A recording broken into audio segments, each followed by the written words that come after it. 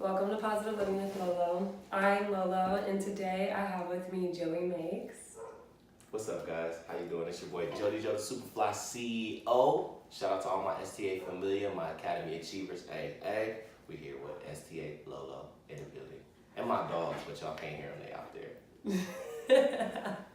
I'm weak. How are you doing? I'm chilling. I'm feeling wonderful, feeling good, feeling blessed, feeling inspired. Happy to be here. That makes me excited. I'm happy you're here. So today I have Joey here to talk about positive living through expression.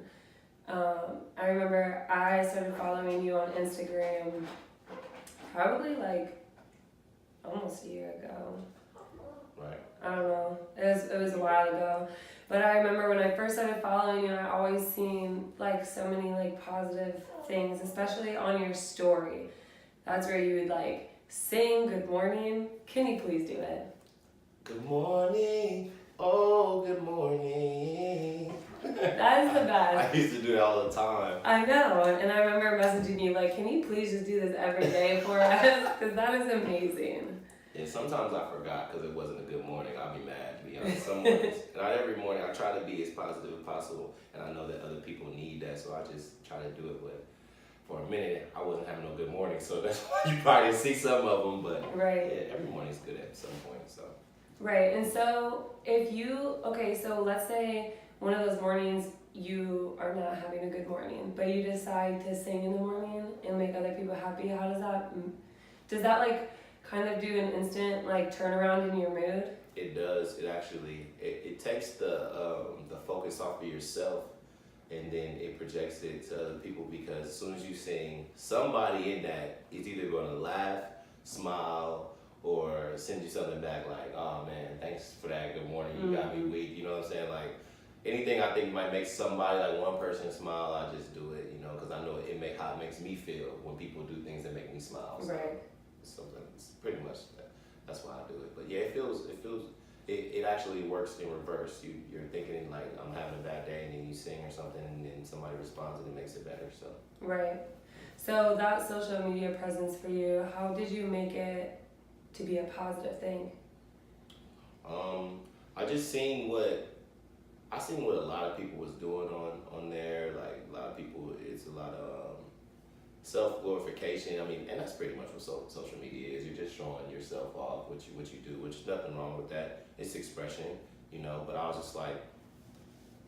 just thinking like, man, if I had someone that I looked up to and I was following them, what would I want them to do?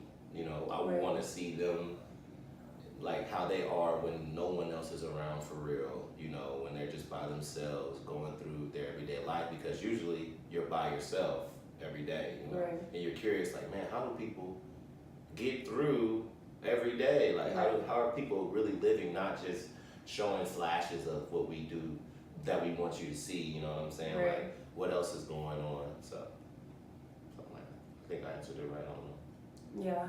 So when you were younger, when you were on social media, did you just put whatever bullshit kind of came to your mind? Like on MySpace and stuff? MySpace, yeah. Or did you always have a positive mindset, I guess, and were you always the person to try to put that out? Or is this a newer, like, lifestyle change? No, I've always been that silly, smiley kid that always wants everybody to get along, everybody to have fun, even though that is not a reality. I've grown up and realized that everybody's not going to get along and everybody's not going to have fun. Yeah. Some people just don't like to have fun. Some people like to ruin fun, you know what right. I'm saying? But growing up in that, in a positive environment, my mom's very positive, always smiling, saying positive things to me and my family. So I've always had something to be happy about and try to project that, you know. I never really came up with like a negative mindset or been negative on social media or nothing. Even on MySpace, it was more about like showing off my friends and me doing stuff, you know what I'm saying? Like showing off style. Most of it is always about style though, for some reason, I don't know why. Right, which brings us to STA, the Sweet Tooth Academy. Right. You have your own clothing line. Yes.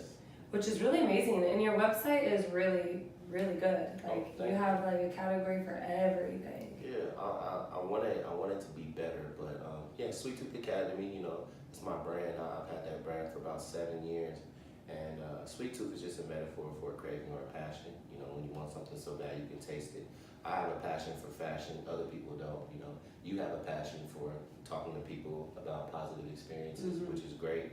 And that's a sweet tooth too. You know. Right. Also, you take care of dogs. You know, you do your thing. That's a sweet tooth too. You have to have a passion for it in order for you to be successful in it, and that's what I try to focus on, the passion of it. You know, so that's what my brand is all about. Just empowering passionate individuals and not taking no for an answer, knocking down all the doors, even if you don't have all the tools. Right. You know, at the moment, you just take what you do have and you move with that. Right. You know, so.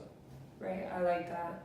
I actually didn't know that's what sweet tooth meant. No, a lot of people really, really don't, and that's okay because that means that people are just buying my clothes because of the designs, which is good. That means that people just like my designs. Yeah. In order to have a good, solid brand, you have to have good designs. You don't want to be putting out corny stuff. But I'm working on expressing that. You know, every single time I do something, I'm trying to work on expressing that. It's difficult to translate words into images and actions and stuff like that in the beginning when you're not, educated in that field. But you get used to it. You start learning the language of brands and things and expression and things like that. So true. I like that. That makes me want to buy more. You need to start telling people more. Every day, huh? Yeah. That's what it's supposed to be. But we're working on it, me and my team. Yeah. We're working on that because we want to make sure that, people have an alternative when it comes to brands. Something that is not local, but the word what word am I? Patriotic, So we're people in Ohio and around in southern Ohio are very patriotic about where we're from and about what we're wearing, and it's a sense of pride, and we want to have an alternative for people that don't want to go to the mall all the time, you know what I'm saying, that don't want to wear what everyone else is wearing. You got the top brands that are, recognized. Some people like those, I like those, but I don't want to wear them all the time. Like sometimes I just want to wear something that no one really knows about, that's rare, but that speaks the same language that I speak every day that I'm trying to live my life. So that's who we make it for. That's why we do what we do. Yeah, when I wear my biker shorts in the summer, I get compliments every single time on how dope they are. Cool. Every single time. Man, I really believe that that's most of the reason why people come back to our brand is because they get asked about it. Like, what is that? Every time, and that's a sense of a compliment, even if somebody don't like it, and if you're, that's a conversation starter, and it feels good for people to kind of like be like, what is that, Everything is so common. We live in such a small world now. It's like so small. The internet has made the world smaller. So everybody knows everything that's going on. And when you show up with something that's dope, that's fly, and it's not looking like what everybody else is wearing, but it's still speaking that same language, like I'm fly, It's something that you want to keep going and buying. So I think that's why people come back, and I'm always trying to make sure I got something that's going to turn people's head just a little bit, because that's kind of my style. Yeah, and I like that because I'm not very fashion.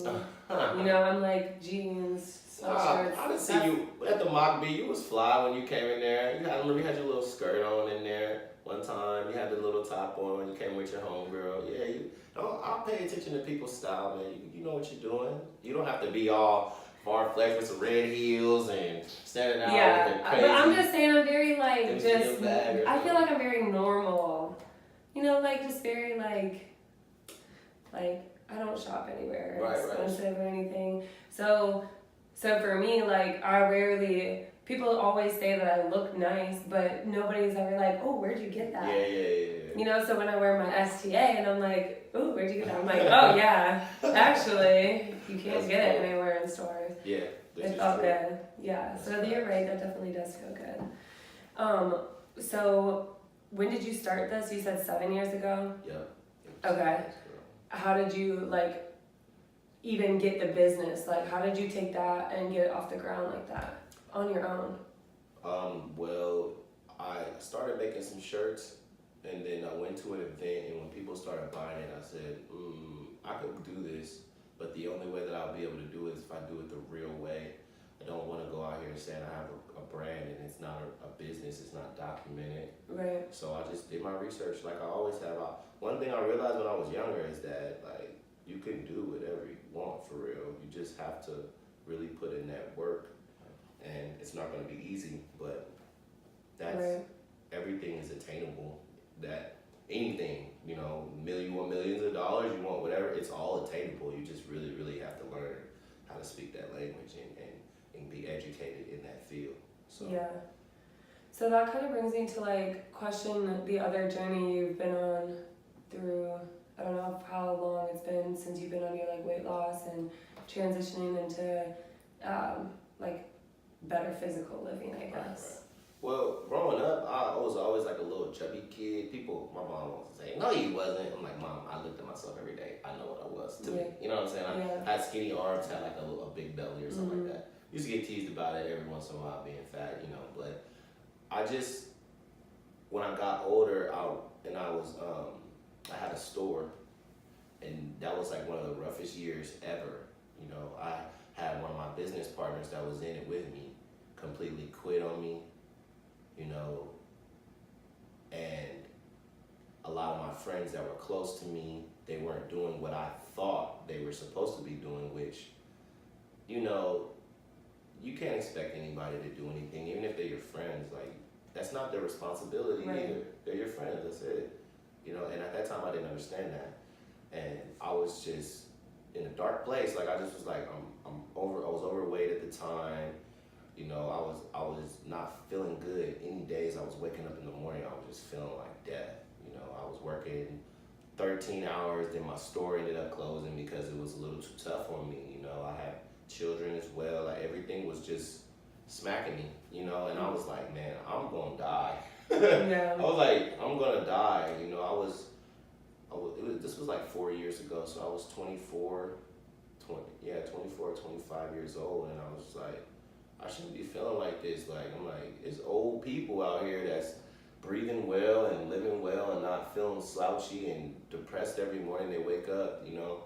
And so I started really, really, really, really focusing in on the inner me, you know, because the outside me was, oh, well, there's Joey, he makes clothes, he does cool things, but on the inside, I'm like, I got some things I need to work on, you know what I'm saying? So I started just learning about health, and not just physical health, but mental health as well, because, you know, there's a lot of, when you start getting into business, it gets chaotic in your mind. Like, it never leaves your mind. It's on your mind all day, all night, all day, all night. And if you don't have a balance, because I'm a driven person, when I want something and I'm locked on it, like, it's just tunnel vision. I don't even really care about nothing else. Right. You know? Like, and it's been like that since I started my business. I haven't really cared about much else. I had to learn that is unhealthy to just be doing something and really kind of blocking other people out and just being in this closed cocoon. But when I started on that healthy journey, I didn't have a phone for 2 years. I didn't have a phone. I just was. That's why you just heard about me a year ago, but I've been making clothes for like 7 years. You know. Yeah. When my store stopped and my business partner backed out on me, then one of my homies moved away. Like, it was just, I was like, you know, I'm cool. Like, I'm just gonna. And I was making. I really, really thank God for the people around me, because there were people that were still rocking with me, even though the same stuff was on the website for a year and a half, you know, even though I wasn't promoting, even though I was down, it would be people that would call me like, yo, I need this shirt, man, I want this, I want that, and it would just give me that little spark I still needed to like still be able to, you know, go towards my dream. Because when things aren't working right, you just think it's all over for real. Like, you're like, man, what I'm gonna do now? Yeah. And that's where I was at. I know I'm kind of jumping all over the place, but it all ties into each other. But yeah, I got on that journey. I started like working out every single day, like pushing it to the limit. I was like, I'm gonna take this as serious as I take my business, as I take everything else, you know, because I won't even be able to have a business if I'm not healthy.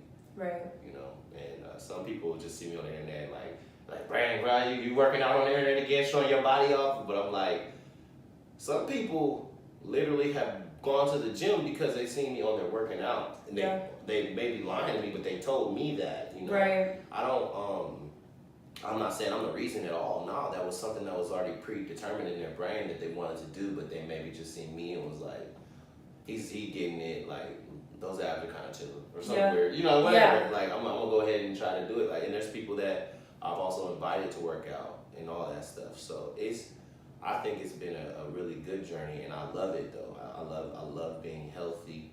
I love eating healthy food, even though sometimes I don't make it there. Sometimes I do get unhealthy food, but I love eating healthy food in the way it makes me feel, and I love, you know, the feeling of just being healthy. You don't think about dying too much. You're like, Right. I'm good. Like, you Yeah. take a breath of fresh air. You don't feel guilty to your body. Sometimes Right. our bodies and our mental, they kind of become in controversy, you know, because we're not treating our body right, you know, at all, and our body responds to that. So Yeah. So I think it's amazing that you work out and put it online, only because that's just a sign of consistency.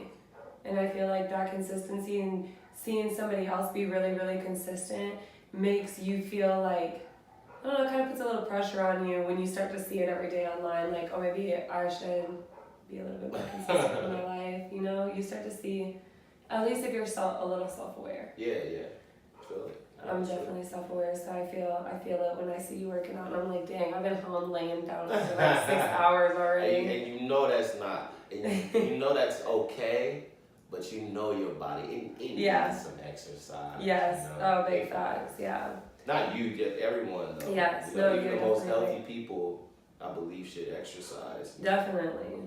At least 3 or 4 times a week, you know, 20 minutes at the least. It helps so much more than people understand. Right. You know, your brain will start functioning better. Right. You'll start to be able to think a little more clear. Right. I'm a foggy thinker. Like, I have brain fog all the time, just all over in my brain. Like, Yeah. I'll be doing one thing, then run to another thing. And if I don't exercise, I'll have so much in my mind that I won't move. I'll just sit there like, no, that's too much going on in there. Like, I don't even want to do nothing. Right. But exercise, I don't know. It's like it thins out the fog, and then I can kind of move towards what I need to. I know what the most important thing I need to do Right. is. So. That's amazing. I need to get on my journey. Another thing I wanted to ask you about was the kids in the schools, and how I know Lonnie Kai with Live Local. I've seen him in some of your videos. I see him doing stuff like that too. He's also an amazing guy. Yeah. His girlfriend is amazing, Allie. Yeah. Beautiful singer. Yeah, we did a photo shoot last week, me and her and a couple other people. Yeah, that's dope. For your guys' brands, or? For my brand. She's doing a photography thing, and we're working with them on some business things. We're connecting on that. But yeah, they're really, really good people to me. Yeah. I like them a lot. Yeah, I like them too. So what is that? What is going in and talking to the kids and? Okay, well, I do 2 different things, and I'm trying to get into more. The first one, the one that you see online with Lonnie from Live Local, is it's a company called Change Point, and I believe it's from the Warren County Anti-Violence Coalition or something like that. So it's from we're a branch off of another company. So we go into the schools, and sometimes we do it with boys or girls. High school, we do all ages too, except kindergarten. But I think we actually started about 7th grade up to high school. And what we do is we come in and we show them. We split them up, and we're basically just making them get to know each other, because we've done research, and getting them to know each other kind of breaks down that wall that they have as far as opening up. Right. And when people don't open up, they hold a lot of things back, you know. And a lot of the kids that we're dealing with, we come in there, we tell them about us and the things that we've been through, and when we were their age, and so that they'll open up about the same things. And most of the kids don't even realize that a lot of them are going through the same things. And it's really an opportunity for people to let the guard down, because a lot of people go through things at home and get to school and act out and treat other people bad. And some people just get treated bad just because maybe they look a little different. Maybe they don't have the latest shoes on, the latest clothes. And school becomes a absolutely traumatic experience that can't be undone. You know, Right. even later on in life, they still got those mental scars that they had in school just from being treated wrongly or differently. And a lot of the times people get treated wrong and differently for things that are completely out of their power. You know, those Right. children, they don't got jobs, they can't buy their clothes, they can't buy. So we pinpoint on that. We zero in on that. We make sure we do activities that make them all see like, whoa, like I didn't even know that person was going through that. Right. You know, and we always make sure that we say what we say in here is amongst us. Right. Nobody else is gonna hear this stuff. You might hear some terrible things. You might hear some good things. You might hear that someone is being molested at home. You can't tell. We gonna tell for sure. We're gonna get that taken care of. But then it becomes an environment of freedom where these young people can come together and talk about their problems and their issues without worrying about it being leaked. You know, we live in an internet world where everything, your business, everything you do is on the forefront.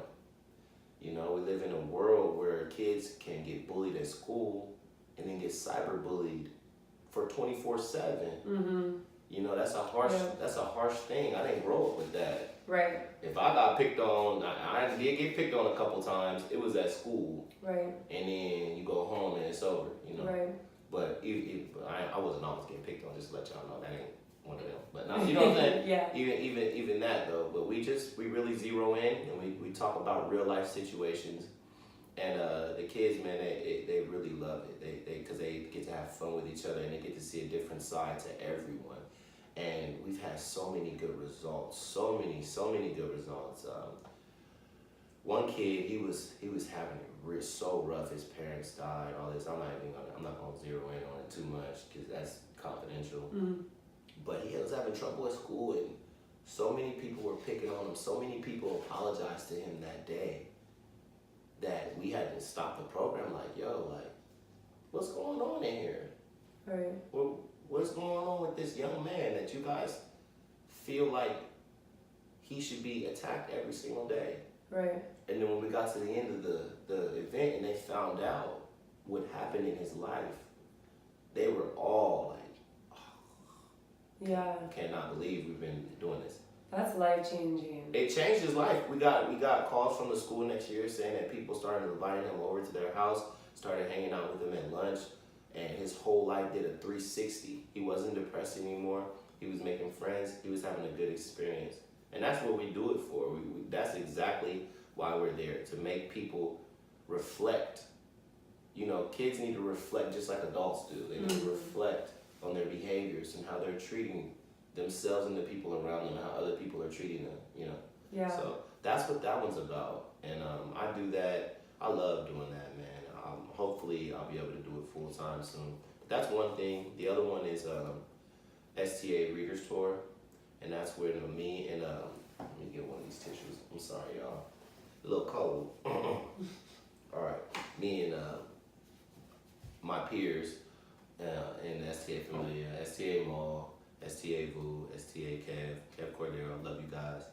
Alfredo, everybody that's part of my team, we all come together and we go to different, I was gonna say projects, but I don't like to use that word too much, but underprivileged, you know, children that they live in rural, like areas that are subsidized for the most part. Okay. And we come there with prizes, books, games, and we're encouraging reading.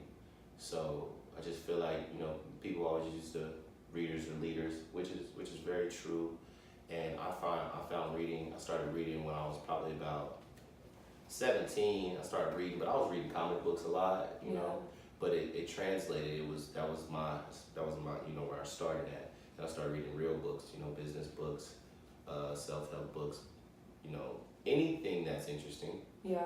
But it opens up your brain. It opens up a new part of your mind when you do that. So what I see being preached in subsidized housing is get money, get money, get money, which is definitely a truth in this life. Like, we need money, you need currency, you need something so that you can survive. But, you know, you also need to be educated. You need to learn every single day. And you ain't gonna be able to spend your money on whatever you want to spend it on if you can't read what you're buying, period. Right. You know, and the more you learn, the smarter you can be about getting your money. You can be smart about it. Because there's ways out here where you can be dumb about getting money. Right. You know, and that needs to be taught as well. That, you know, so I just feel like it's a lot of our part to be out there with people as much as possible. You can't leave it to one particular group, because people will love to blame it on schools, then they want to blame it on teachers, and then they want to blame it on everything, you know. And I just feel like it boils down to everyone. Right. Period. So I know that I realize, like, everybody's always talking about how busy they are. They don't have time to do this, that, this, that. We really, really do. We really have a lot of time to do the things that we want to do, you know. You know, that is so true. And I find myself adding as many volunteer opportunities as I can to my life, because I'm like, that's what I'm really, like, I find passionate. That's my passion. And so I'm like, I find myself making excuses that I'm busy for other things, but I'm like, but if this was something that I was passionate about, then I would I definitely have time for it. Exactly. And that's the truth, you know. That is the truth of the matter. And I just knew from the jump, I always wanted to impact the community, because I've lived a lot of different places, but the place that was the most prominent for me is when I lived in Dayton, in the inner city, you know, lived in the hood, and terrible things happened, and I just seen me witnessing one of my close friends, like, dying at a young age, and he was, like, one of my only real friends down there, you know what I'm saying? Like, he didn't really have an opportunity. He really, really didn't. The things around him kind of sealed his fate, you know. We all have opportunities. We all have, you know, a chance to do what's right. But when there's so many things going on in your mind, and when you start really reading and learning how the human psychology is, it's not that easy for people to just up and say, oh, I'm going to be this, I'm going to be that. Nah, situations and circumstances really, really shape who people are. Right. And if they don't see a light, and they didn't get any kind of, you know, that foundation as a young person, this world will eat you up. Yep. Period. I'm glad you said that, because we could literally have a whole conversation on that, because I see that too. You know, I volunteer with women who are on drugs in the Price Hill area, and it's just funny because so many people can't understand why I would do that. You know, people don't want to meet people where they're at, because they think, well, if I was able to make it and if I could do this, then you can too. Or if you saw your mom do drugs and you saw her overdose and die, why would you do it? Well, because I need to numb everything that I feel within me. And that's what I was taught. That's all that I was taught. That's all that I've seen. That's the only way I know how to self-medicate, right? Or cope with this, whatever your experiences are. Yeah, and a lot of people don't see it that way. They just see it from their perspective only. Yeah, those are the people that I just say they're crazy, but I guess that's just a little biased, but I just be like, I don't really see how you can ever see someone else's life and think you can understand it. Like, no matter who they are, no matter if it's Bill Gates or a bum on the corner, like, you do not know who they are. Right. Period. Right. Half the people on the earth don't even know who they are. You know what I'm saying? So I never ever look at someone and think I know everything about them. I just look at them and think I know one thing about them. If I see you on the corner, I know you're on the corner. That's all I know. You know, if I see you doing drugs, I know you do drugs. But that doesn't mean that you don't do other things that are great, or you don't do other things that are worse. You know, either way, it isn't for me. That's not for me. It's what's for me is to to do whatever I can at that moment, what that I feel is right for that specific, time, whatever. Mm-hmm. Not anyone else. Whatever I think is right for that moment is what I feel like I should do, and that's what it is, Yeah, I like that. So for this, what is it called? The Sweet Tooth? STA Reader Store? Yeah. STA Reader Store. Yeah, we do it in the summertime, but I want to take it year round, but it just needs to be a little more organized. Like we talked, it's really hard to get people to volunteer when they don't. People are so used to doing things for something in exchange, Yes. for return, and honestly, people don't understand what volunteer, the reward for doing volunteer work. It is so it's rewarding in so many Yeah, amazing ways. It's crazy. I